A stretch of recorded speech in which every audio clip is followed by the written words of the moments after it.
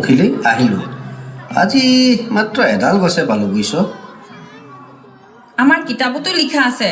গছ গছনিয়ে মানুহক জীয়াই থকাত যথেষ্ট সহায় কৰে বতৰৰ ফল মূল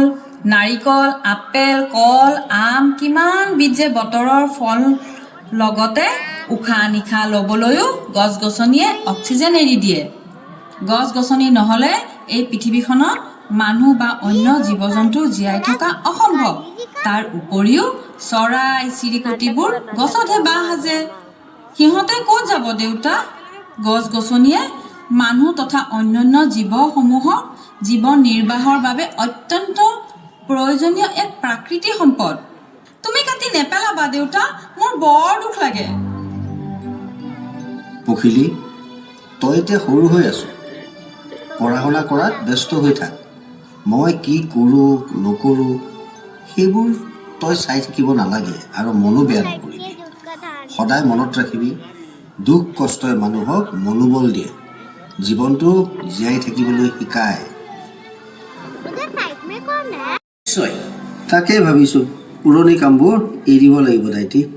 সমাজৰ ক্ষতি হোৱা কাম নকৰোঁ চৰকাৰক সহায় সহযোগ কৰিম কাৰণ উত্তৰ পূব ৰাজ্যখন প্ৰকৃতিৰ ওপৰত নিৰ্ভৰ এখন ৰাজ্য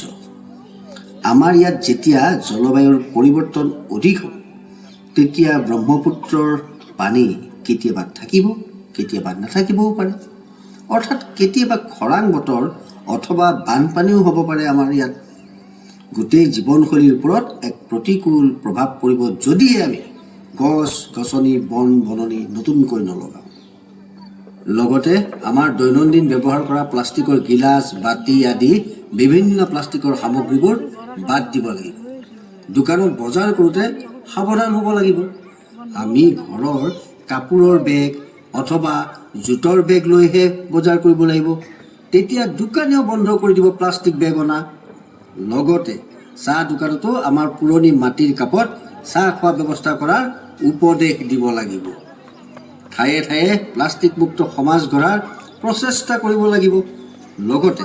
পেট্ৰল ডিজেল ৰাহি কৰিবলৈ আমি যিমান পাৰোঁ প্ৰতিদিনে খোজকাঢ়িও নিজৰ সৰু সুৰা কামসমূহ অভিযানত সহায় কৰোঁ আৰু আমাৰ পৃথিৱীখন প্ৰদূষণৰ পৰা ৰক্ষা কৰোঁ নমস্কাৰ